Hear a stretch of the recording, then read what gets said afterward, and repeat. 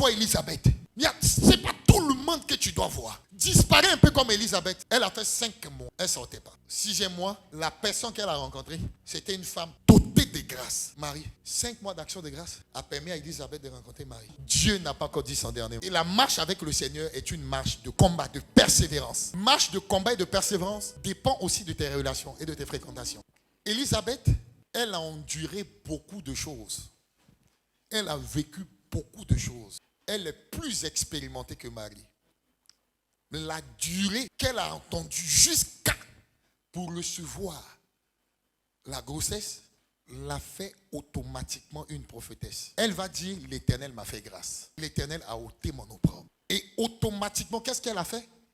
Elle s'est cachée pendant 5 mois. Élisabeth croyait en Dieu. Son mari aussi croyait en Dieu. Les deux se mettaient au service du Seigneur. Mais les deux n'avaient pas d'enfants. Ils ont duré pendant des années. Zacharie, malgré qu'il était le souverain sacrificateur, il a perdu la foi. Il ne croyait plus. Il se disait que pour lui et puis sa femme, là, c'est pas grave. Mais il faut que le peuple ait la foi. Il faut dire, mais ton attitude peut accélérer le miracle. Élisabeth et Zacharie, les deux ont eu une expérience que Marie n'a pas eue.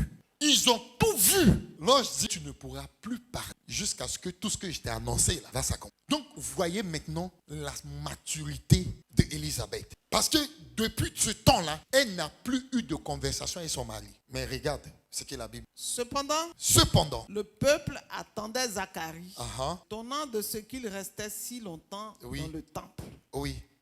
Quand ils sortirent, il ne put leur parler. Et il comprit qu'il y avait eu une vision dans le temple. Il leur faisait des signes et il resta muet. Lorsque ses jours de service furent écoulés, il s'en alla chez lui. Oui. Quelque temps après, Élisabeth, sa femme, devint enceinte. Oui. Elle se cacha pendant 5 mois. Dès qu'elle est tombée enceinte, elle s'est cachée pendant 5 mois. Bon, tu vois, ici, la Bible n'a pas donné les détails. Quand Élisabeth a vu que ses chevaux sont rentrés en ordre, elle s'est isolée pour dire merci à Dieu pendant 5 mois. Et chez les Juifs, quand ils s'isolent pendant 5 mois, pendant 5 jours, pendant 5 semaines, c'est pour rendre grâce à Dieu. Elle ne s'est pas allée vers quelqu'un pour parler. Amen. Amen. Quand tu reçois une prophétie sur ta vie, quelle est ta réaction?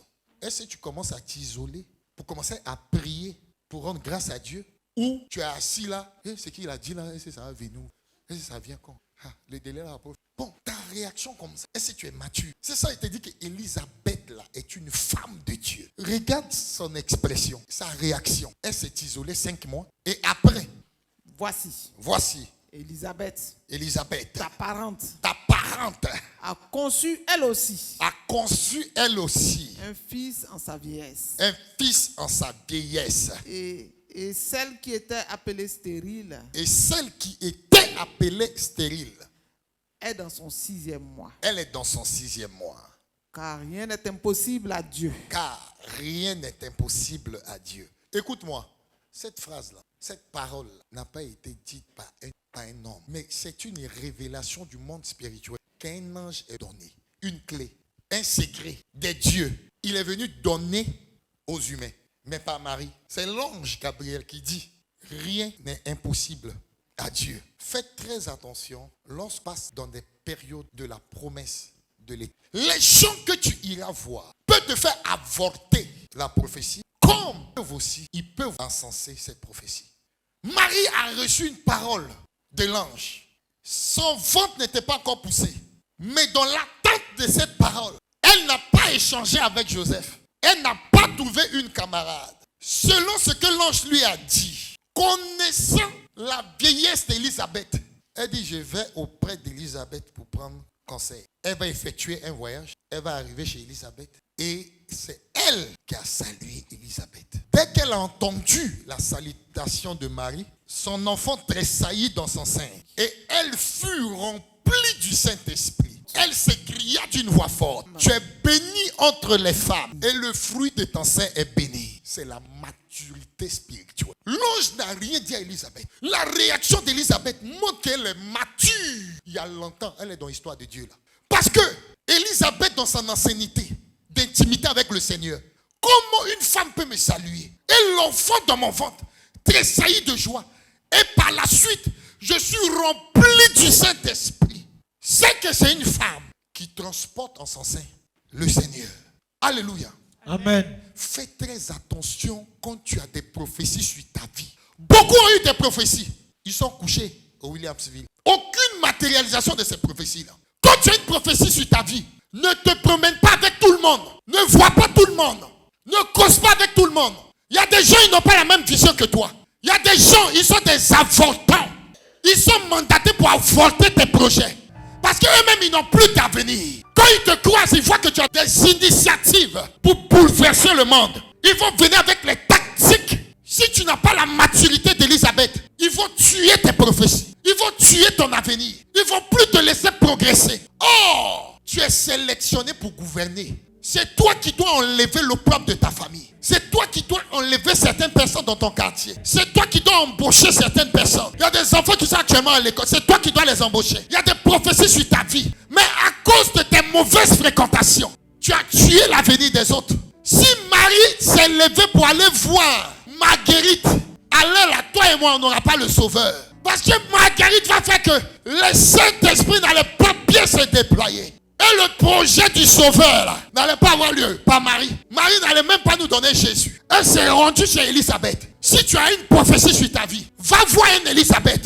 Va voir un Zacharie. Des gens aussi qui ont bataillé avec le Seigneur. Et à la suite, ils ont vu Dieu à l'œuvre. Quand ils vont te parler, tu seras transporté par la puissance du Saint-Esprit. Tu auras encore le courage de persévérer et voir. Tu auras encore le courage de continuer ta prière, d'insister dans la parole jusqu'à l'accomplissement. Il y a une chose, c'est de bien agir. Mais il y a une autre chose, c'est de persévérer dans des bonnes choses. Ce n'est pas suffisant que tu reçoives une prophétie. En dépit de cette prophétie, il te faut des bonnes connexions. Il y a des gens, tu te connectes avec eux, tu as 1000 ans de retard. Il y a des gens, tu te connectes avec eux. Le projet que l'Éternel a mis dans ton cœur, là, ça ne va plus voir le jour. Parce qu'ils vont étouffer tes projets et puis ils vont détruire ton avenir. Marie s'est levée et s'est dirigée vers Élisabeth. Quand elle a vu Élisabeth, il y a un courant spirituel qui a eu lieu. Élisabeth va commencer à dire des choses à Marie. Les paroles d'Élisabeth a commencé à challenger Marie pour accepter sa mission. Élisabeth a dit, tu es bénie entre toutes les femmes. Et comme si ça ne suffisait pas, elle va aggraver. La mère de mon sauveur. Qui a dit à Élisabeth que Marie était la mère de sauveur? C'est l'expérience d'Élisabeth avec le Seigneur. Dieu lui a soufflé ce secret. Et Élisabeth est la seule à dire à Marie que tu es la mère du sauveur. Quand Gabriel parlait, est-ce que Élisabeth était là? La réaction d'Élisabeth, c'est de s'isoler 5 mois. La réaction de Marie, c'est d'aller vers Élisabeth. Tout coup de fil que tu ne ressens pas en esprit ne décroche pas. Celui qui marche par l'esprit, il ne va jamais essuyer des douleurs. Le Saint-Esprit ne va pas t'induire en erreur. Il ne va même pas te mettre dans un état où tu vas souffrir. Il ne faut pas changer tes rêves. Mais c'est ta responsabilité de changer de stratégie. Tu peux changer de stratégie pour atteindre ton rêve. Mais il ne faut pas changer ton rêve. Il ne faut pas laisser ton rêve.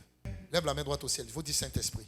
Saint-Esprit, accorde-moi la force. Accorde-moi la force nécessaire de ne pas abandonner les plans de Dieu dans ma vie. Dans ma vie. Au nom de Jésus. Au nom de Jésus. Dis Amen. Amen.